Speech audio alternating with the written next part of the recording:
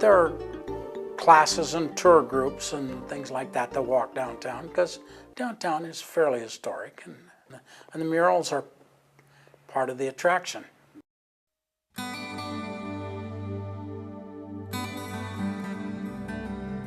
About 4 or 5 of us started the Mural Society, and we put murals all over town.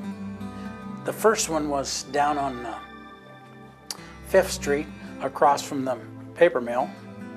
That was paid for by largely paid for by the paper mill, and it was designed around the early paper making, timber industry.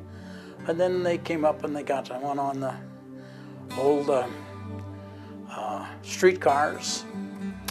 We have a mural that's about women, historic women, pioneer women.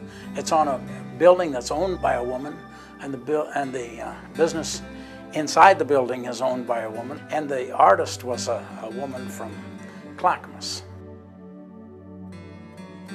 The one right across the street, the end of the Oregon Trail, was painted all in one day, and there were 15 artists that were involved. We had a lead artist that laid the picture out. They did squares on the building,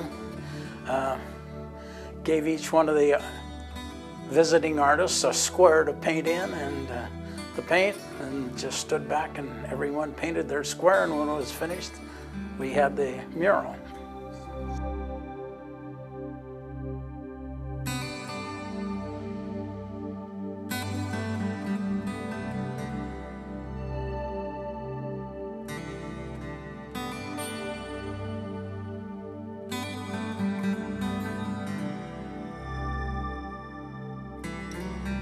The artist was kind of a nice guy, and I was talking to him, and I said, "Hey, since that's my building, can you get my picture in it?" He said, "Sure, bring me a Polaroid photo."